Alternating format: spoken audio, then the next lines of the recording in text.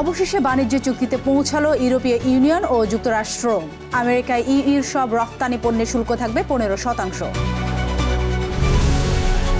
সম্পর্কে বরফ গলতে শুরু করেছে ভারত মালদ্বীপের মধ্যে। নতুন সম্পর্ক গড়তে রয়েছে দু দেশেরই অর্থনৈতিক লাভ ক্ষতির হিসেব নিকেশ। সিরিয়ায় নতুন সরকারের অধীনে সেপ্টেম্বরে হতে যাচ্ছে সংসদীয় নির্বাচন। আসাদের পতনের পর প্রেসিডেন্টের দায়িত্বে আহমেদ আল শারা। ইসরায়েলি হামলায় মারা গেছে আরও 63 জন। গাজা ইস্যুতে মন্ত্রিসভার বৈঠক আহ্বান করতে যাচ্ছেন ব্রিটিশ প্রধানমন্ত্রী।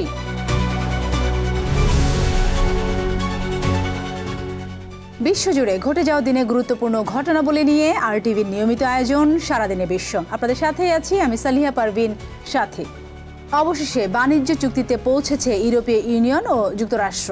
স্কটল্যান্ডে ইউরোপীয় ইউনিয়নের প্রেসিডেন্ট উর্সুলা ভন ডার লিনের সঙ্গে অনুষ্ঠিত বৈঠকের পর এই ঘোষণা দেন মার্কিন প্রেসিডেন্ট ডোনাল্ড ট্রাম্প। চুক্তি অনুযায়ী ইউরোপীয় ইউনিয়নভুক্ত দেশগুলোর অধিকাংশ পণ্যের উপর 15% আমদানি শুল্ক আরোপ করবে যুক্তরাষ্ট্র। এছাড়াও চুক্তির ফলে আমেরিকায় বিনিয়োগ বাড়াবে ইউরোপীয় ইউনিয়ন। বিস্তারিত থাকছে অর্ণব প্রসাদের রিপোর্টে। কয়েক মাস ধরে চলা বাদানুবাদের সমাপ্তি ঘটিয়ে চুক্তিতে পৌঁছেছে যুক্তরাষ্ট্র ও ইউরোপীয় ইউনিয়ন। রোববার স্কটল্যান্ডের টার্নবেরিতে ইউরোপীয় কমিশনের প্রেসিডেন্ট উর্সুলা ভন ডার লিনের সঙ্গে বৈঠকে বসেন মার্কিন প্রেসিডেন্ট ডোনাল্ড ট্রাম্প। এরপর আয়োজিত সংবাদ সম্মেলনে ইউরোপীয় ইউনিয়নের সঙ্গে চুক্তির বিষয়টি নিশ্চিত করেন ট্রাম্প। এটি একটি বড় চুক্তি। আমি ইউরোপীয় ইউনিয়নের পরিকল্পনাকে স্বাগত জানাচ্ছি। চুক্তির ফলে দুই পক্ষের সম্পর্ক নতুন উচ্চতায় পৌঁছাবে। চুক্তির আওতায় যুক্তরাষ্ট্রের বাজারে প্রবেশ করা বেশিরভাগ ইউরোপীয় পণ্যের ওপর 15% শুল্ক আরোপ করা হয়েছে। এর আগে ইউনিয়নের সদস্যভুক্ত দেশগুলোর পণ্যের ওপর 30% শুল্ক আরোপের হুমকি দিয়েছিলেন ট্রাম্প, যা 1 আগস্ট থেকে কার্যকর হওয়ার কথা ছিল। এদিকে চুক্তির আওতায় ইউরোপীয় ইউনিয়ন যুক্তরাষ্ট্রে $600 বিলিয়ন বিনিয়োগ করবে।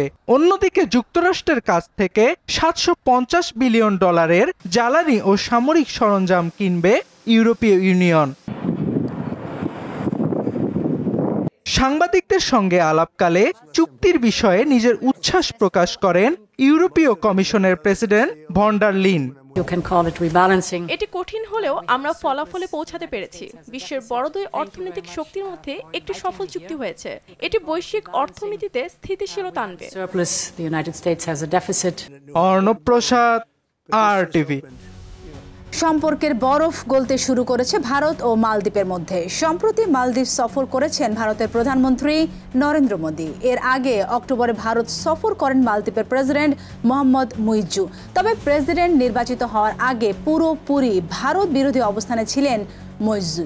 নতুন করে দিল্লির সঙ্গে সম্পর্ক গড়ার এ চেষ্টায় দু দেশেরই অর্থনৈতিক লাভ ক্ষতির হিসেব নিকেশ রয়েছে বলে মনে করছেন বিশ্লেষকরা। আরও জানাচ্ছেন সামদানি প্রত্যয়। 2023 সালের প্রেসিডেন্ট নির্বাচনের গোটা সময় জুড়ে ভারত বিরোধী সরব ভূমিকা নেন মালদ্বীপের বর্তমান প্রেসিডেন্ট মোহাম্মদ মুইজ্জু। নির্বাচনে তার প্রচারের প্রধান ট্যাগলাইন হয়ে ওঠে ইন্ডিয়া আউট। টেলিভিশন টকশো ও রাজনৈতিক বক্তৃতায় তুলোধুনো করতেন ভারতের বিভিন্ন নীতির। তার এ অবস্থান সাফল্য এনে দেয় তাকে। প্রেসিডেন্ট হিসেবে শপথ নিয়ে শুরুতেই ঘোষণা দেন মালদ্বীপ থেকে সকল ভারতীয় সেনা প্রত্যাহারের। এরপর দীর্ঘদিনের কূটনৈতিক রেওয়াজ ভেঙে ভারতের বদলে সফর করেন চীন। ভারতের বিকল্প হিসেবে চীনকে আপন করে নেয়ার এ প্রচেষ্টার পর কার্যত দৃশ্যমান হয়ে পড়ে দিল্লি মালে সম্পর্কের টানাপোড়েন।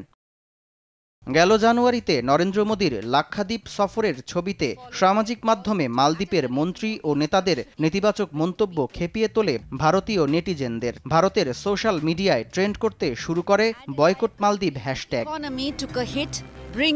তবে 1 বছরের মধ্যে পাল্টে গেছে সম্পর্কের গতিপথ। এখন দুদেশই জোর দিচ্ছে পারস্পরিক সম্পর্ক উন্নয়নে।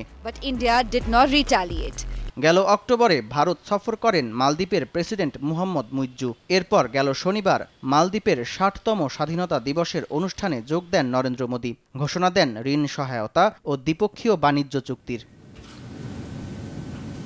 বিশ্লেষকরা বলছেন, ভারত ও মালদ্বীপ দুদেশেরই একে অন্যকে প্রয়োজন অর্থনৈতিক ও ভূরাজনৈতিক স্বার্থে। सुरक्षा सहयोग के विभिन्न पहलुओं ভারতের সঙ্গে সম্পর্কের অবনতির পর সরাসরি প্রভাব পড়ে মালদ্বীপের অর্থনীতিতে। বয়কট মালদ্বীপ ট্রেন্ড শুরু হওয়ায় ভারতীয় ট্যুরিস্টদের একটা বড় অংশ বিরত থাকে মালদ্বীপ সফর থেকে।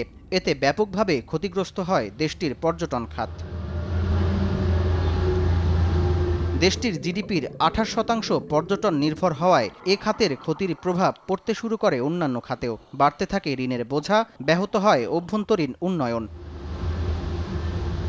এদিকে আঞ্চলিক প্রতিবেশীদের মধ্যে বাংলাদেশ, নেপাল ও মায়ানমারের সঙ্গে বৈরিতায় কিছুটা কোণঠাসা মোদী সরকার। একই সঙ্গে বাড়ছে চীনের আঞ্চলিক প্রভাব। এমন অবস্থায় দীর্ঘদিনের মিত্র মালদ্বীপের সঙ্গে সম্পর্কের অবনতি চাপে ফেলতে পারত ভারতকে। এজন্য দিল্লির পক্ষ থেকেও সম্পর্কের উত্তরণে কোনো কমতি রাখা হয়নি বলে অভিমত বিশ্লেষকদের। সামদানি প্রত্যয়, RTV। ভারতের উত্তরাখণ্ড রাজ্যের হরিদ্বারে এক মন্দিরে পদপিষ্ট হয়ে অন্তত 6 জন নিহত হয়েছে। এ ঘটনায় আহত হয়েছে অন্তত 30 জন। রোববার রাতে হরিদ্বারের এক মনসা মন্দিরে এ দুর্ঘটনা ঘটে। স্থানীয় পুলিশের বরাতে গণমাধ্যম জানায়, মন্দিরের চত্বরে একটি বৈদ্যুতিক তার পড়ে গেলে আতঙ্কে হুড়োহুড়ি শুরু হয় এবং পদদলিত হয়ে প্রাণহানির ঘটনা ঘটে। ঘটনাস্থলে উদ্ধার কাজ চলছে। আহতদের স্থানীয় হাসপাতালে ভর্তি করা হয়েছে। প্রত্যক্ষদর্শীরা গণমাধ্যমকে জানায়, রোববার সকাল থেকে মন্দিরে ভিড় ছিল। হঠাৎ হুড়োহুড়ি শুরু হলে সিঁড়ির কাছে অনেকেই পড়ে যান। মুহূর্তে চিৎকার ও হাহাকারে গোটা এলাকায় ভয়ার্ত পরিবেশ তৈরি হয়। এদিকে ঘটনার তদন্ত করার ঘোষণা দিয়েছে স্থানীয় পুলিশ। সিরিয়ায় নতুন সরকারের অধীনে প্রথমবারের মতো সংসদীয় নির্বাচন অনুষ্ঠিত হতে যাচ্ছে। চলতি বছরের সেপ্টেম্বরে দেশটিতে জাতীয় নির্বাচন অনুষ্ঠিত হবে বলে সিরিয়ার রাষ্ট্রীয় গণমাধ্যমের বরাতে নিশ্চিত করেছে সংবাদ মাধ্যম আল জাজিরা। গেল বছর ডিসেম্বরে পতন ঘটে দেশটির সাবেক স্বৈরশাসক বাশার আল আসাদের। এরপর দেশটির অন্তর্বর্তী প্রেসিডেন্টের দায়িত্ব গ্রহণ করেন আহমেদ আল সারা। আল জাজিরার প্রতিবেদন অনুযায়ী আসন্ন নির্বাচনে দেশটির মোট 210টি আসনের মধ্যে 1/3 সরাসরি নিয়োগ দেবেন সারা নিজেই। বাকি আসনগুলোর প্রতিনিধি দেশটির জনগণের সরাসরি ভোটে নির্বাচিত হবে। জার্মানির দক্ষিণ পশ্চিমাঞ্চলে একটি ট্রেন লাইনচ্যুত হয়ে নিহত হয়েছে অন্তত 4 জন। এই ঘটনায় আহত হয়েছে আরও বেশ কয়েকজন। প্রায় 90 কিলোমিটার দূরত্বের এই যাত্রা পথে দুর্ঘটনার সময় ট্রেনটিতে প্রায় 100 যাত্রী ছিলেন। দুর্ঘটনাটি রোববার একটি বনাঞ্চল ঘেরা এলাকায় ঘটেছে বলে জানায় আন্তর্জাতিক গণমাধ্যমগুলো।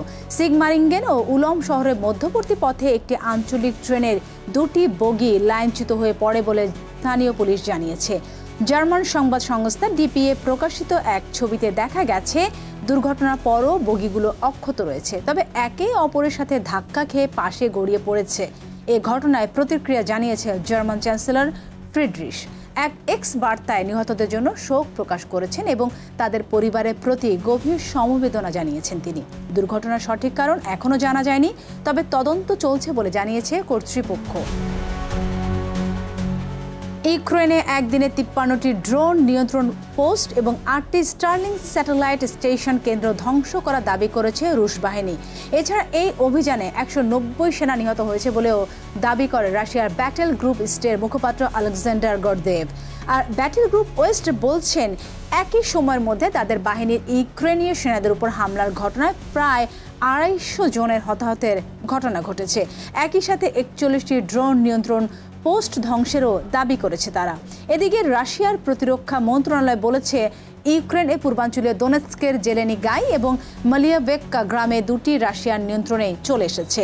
এছাড়া ইউক্রেনের আকাশ প্রতিরক্ষা ব্যবস্থা 5টি হিমার্স রকেট এবং 257টি ড্রোন ভূপাতিত করার দাবিও করেছে মস্কো।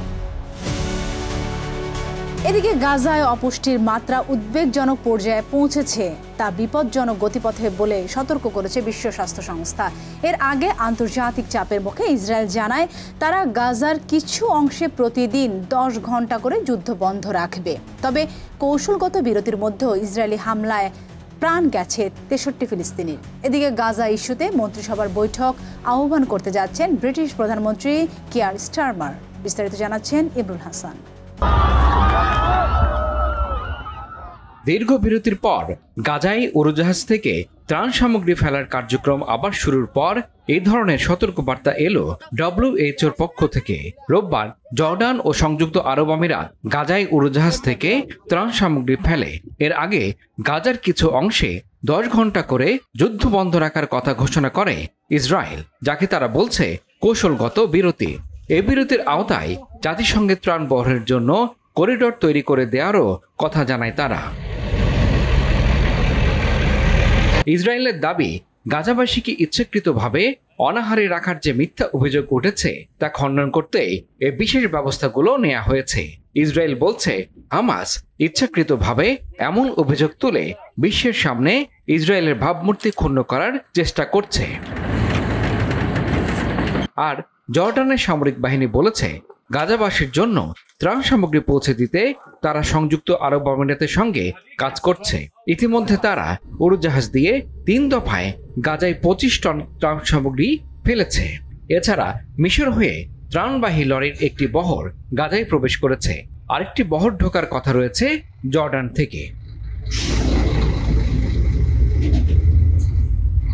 তবে গাজার মধ্যাঞ্চলে একটি ত্রাণবহর যে পথে অগ্রসর হচ্ছিল তার পাশে ইসরায়েলি বাহিনীর গুলিতে অন্তত 9 জন নিহত ও 54 জন আহত হয় বলে জানিয়েছেন চিকিৎসকেরা। বিবিসি বলছে গাজার মধ্যাঞ্চলের নেতজারিন করিডোরের সালাহ আল দিন সড়কে জাতিসংঘের ত্রাণবহরের অপেক্ষায় বহু মানুষ জড়ো হয়েছিলেন। সেখানে গুলির ঘটনা ঘটে। জাতিসংঘের বিশ্ব খাদ্য কর্মসূচি বলছে গাজার 1/3 মানুষ কয়েকদিন ধরে না খেয়ে দিন পার করছে, আর প্রতি 4 জনের 1 জন দুর্ভিক্ষ সদৃশ্য পরিস্থিতির মধ্যে রয়েছে। আর গাজায় যুদ্ধ বন্ধে আন্তর্জাতিক চাপ আরও বাড়ানোর আহ্বান জানিয়েছেন জাতিসংঘের মানবাধিকার বিষয়ক high commissioner Volker Turk. Homes have already been destroyed and thousands have... এদিকে মার্কিন প্রেসিডেন্ট ডোনাল্ড ট্রাম্প জানিয়েছেন তার প্রশাসন গাজায় আরও ত্রাণ পাঠাবে। তবে তিনি এই কথা বলেন এটি একটি আন্তর্জাতিক সমস্যা, যুক্তরাষ্ট্রের সমস্যা নয়। অন্যদিকে ব্রিটিশ প্রধানমন্ত্রী কিয়ার স্টারমার আগামী সপ্তাহে মন্ত্রিসভার বৈঠক আহ্বান করতে যাচ্ছেন বলে জানিয়েছেন এক সরকারি সূত্র। ধারণা করা হচ্ছে গাজা পরিস্থিতি ও ফিলিস্তিন রাষ্ট্র স্বীকৃতির বিষয়টি এই বৈঠকের মূল আলোচ্য হবে। ইমরুল হাসান, RTV। আর এরই সাথে শেষ করছি সারাদিনে বিশ্ব। RTVর সাথে সংযুক্ত থাকুন, মতামত জানান RTV সামাজিক যোগাযোগ মাধ্যমগুলোতে। ধন্যবাদ সবাইকে।